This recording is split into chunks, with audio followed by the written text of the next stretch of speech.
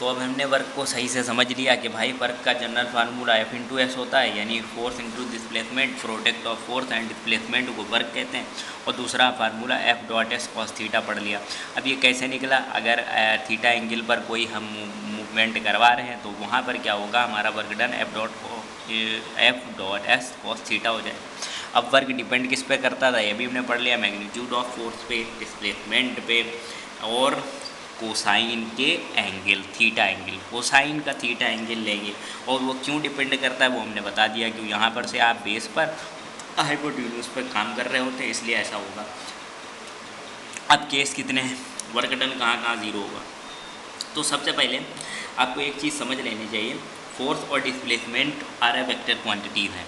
Force भी vector quantities है और डिस्प्लेसमेंट भी वेक्टर क्वांटिटीज़ है, बट W जो है स्केलर क्वांटिटीज़ है। तो एक चीज़ है, वेक्टर और स्केलर क्वांटिटीज़ के बारे में आपको ज़्यादा ये समझ में आएगा, लेकिन जब भी हम किसी स्केलर क्वांटिटीज़ में कोई वेक्टर क्वांटिटी देते हैं तो उसे डॉट प्रोडक्ट के साथ रिप्रेजेंट करते हैं, F डॉट एस, इस तरीके से रिप्रेजेंट करवाते हैं। ये स्केलर क्वांटिटी, ये दोनों वेक्टर क्वांटिटी, तो डॉट प्रोडक्ट जो होता है वो स्केलर क्वांटिटी वेक्टर का बन जाता है। ये आपको समझ में आएगा आगे।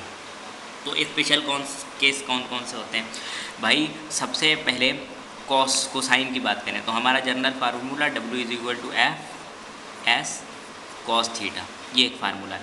अब थीटा पर कितनी चीज़ें डिपेंड करेंगी, इफ़ थीटा मान लिया ज़ीरो, अगर थीटा ज़ीरो है, थीटा कभी भी ज़ीरो हो जाए तो वर्क डन किसके बराबर हो जाए, F डॉट एस के, इसे कहेंगे मैक्सिमम वर्क डन, यानी सबसे ज़्यादा काम यही होगा। सबसे ज़्यादा काम अगर आपको कहीं देखना है तो एंगल थीटा क्या होना चाहिए, ज़ीरो होना चाहिए। इसका मतलब क्या हुआ कि अगर आप किसी बॉडी पर फोर्स इस तरफ अप्लाई कर रहे हैं, फोर्स इस डायरेक्शन में, तो मूवमेंट भी उसका इसी के डायरेक्शन में पैरेलल होना चाहिए। भाई इस डायरेक्शन में आपने फोर्स लगाया और इसी डायरेक्शन में आपका मूवमेंट भी हो गया, तो यहाँ पर एंगल जो बना वो क्या हो गया, ज़ीरो एंगल हो गया। ज़ीरो एंगल, कुछ एंगल बना ही नहीं भाई, ज़ीरो एंगल, ज़ीरो एंगल तो थीटा ज़ीरो, कॉस थीटा तो is equal to cos zero की वैल्यू 1, यानी मैक्सिमम वैल्यू यहीं पर आती है कॉस की। तो मैक्सिमम केस में क्या होगा कि अगर कॉस थीटा ज़ीरो होता है तो वहाँ पर आपका सबसे ज़्यादा काम होगा। अब दूसरा केस हम देखते हैं। दूसरा केस क्या है कि भाई अगर कॉस थीटा, कॉस यानी थीटा की वैल्यू 90 हो जाए, 90 का मतलब कि आपने, अब देखिए 90 को कैसे समझें, मान लिया आपने किसी चीज़ पर फोर्स इस डायरेक्शन में अप्लाई करा, इस डायरेक्शन में, और वो जा रही है इस डायरेक्शन में, नीचे की डायरेक्शन, फोर्स आपका इस डायरेक्शन में और जा रही है बॉडी नीचे की डायरेक्शन में, नीचे की डायरेक्शन में डिस्प्लेसमेंट हो रहा है, यानी जस्ट अपोजिट, फोर्स कहाँ जा रहा है, डिस्प्लेसमेंट कहाँ हो रहा है, फोर्स आप ऐसे लगा रहे हैं, डिस्प्लेसमेंट आपका ऐसे हो रहा है, तो बीच का एंगल बन गया 90। अब जब 90 बन गया तो फार्मूला होता है वर्क का F एस कॉस थीटा, और वर्क का फार्मूला क्या होता है, आप इसमें पुट कर दें तो यहाँ पर cos 90, और cos 90 की वैल्यू आपको पता है ज़ीरो होती है। अब cos 90 की वैल्यू अगर ज़ीरो होती, जैसे यहाँ 1 होती है, तो वहाँ यहाँ पर क्या होती है भाई, यहाँ पर ज़ीरो होती, तो ज़ीरो होती है तो वर्क डन हमारा क्या हो गया, ज़ीरो। यानी दूसरा केस आपको समझ में आ गया कि वर्क डन कब ज़ीरो होगा, या तो डिस्प्लेसमेंट ज़ीरो हो या फोर्स का मैग्नीट्यूड ज़ीरो, हम फोर्स अप्लाई ना करें। और तीसरा केस क्या है कि कॉस का थीटा 90 बन जाए तो हमारा वर्क जो होगा ज़ीरो हो जाएगा। ये एक स्पेशल केस है। अब ये इसका एग्जाम्पल क्या है, मान लिया हमारे पास एक कुली है बेचारा, वो सर पे ये बोझ रखे हुए हैं, ये हमारे पास कुली है और ये सर पे बोझ रखे हुए हैं। अब सर का जो वेट है भाई, ये फोर्स अप्लाई कर रहा है इस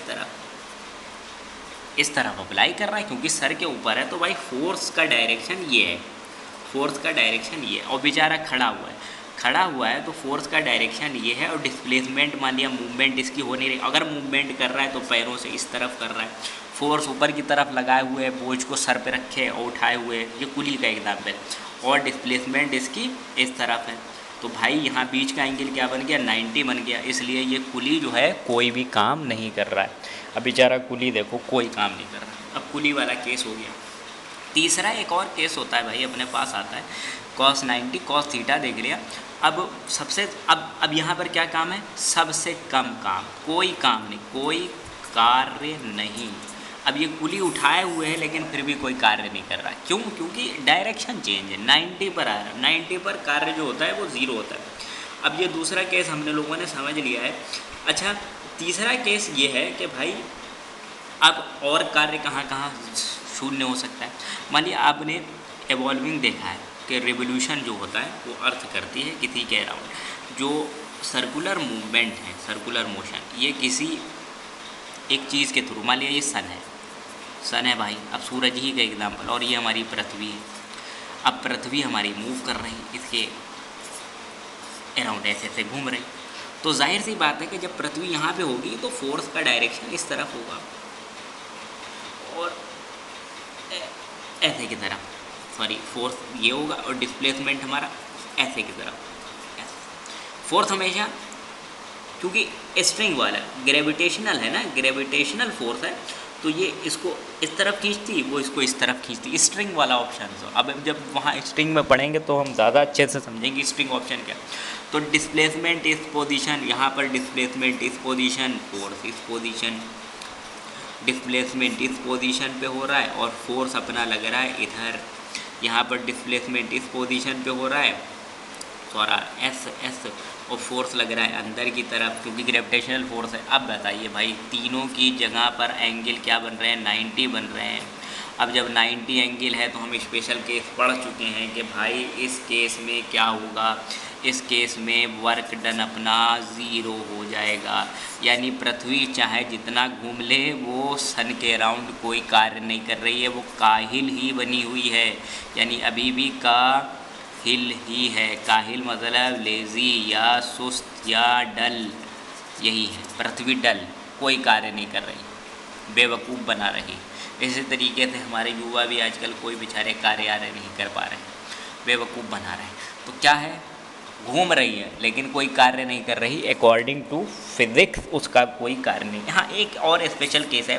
मान लिया आपने किसी बॉडी पर फोर्स इस तरीके से इधर अप्लाई करा और वो पीछे की तरफ जा रही, फोर्स इस तरफ, डिस्प्लेसमेंट इस तरफ, बीच का एंगल बना 180, क्योंकि भाई राइट स्ट्रेट लाइन का एंगल 180 होता है।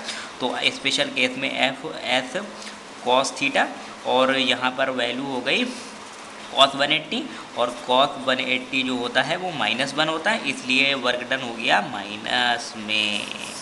ये एक स्पेशल केस है कि वर्क डन नेगेटिव कब होता है या माइनस में कब होता है, तो 180 डिग्री के लिए, यानी फोर्स इस तरफ अप्लाई करें आप किसी बॉडी पर और वो बॉडी मूव करना आपके दूसरे डायरेक्शन में शुरू कर दे, तो एंगल बन जाएगा यहाँ पर 180, यानी वर्क डन हो जाएगा माइनस का, नेगेटिव वर्क डन हो जाएगा। तो ऐसे केस में क्या होता है कि भाई ये, अब इसके कौन कौन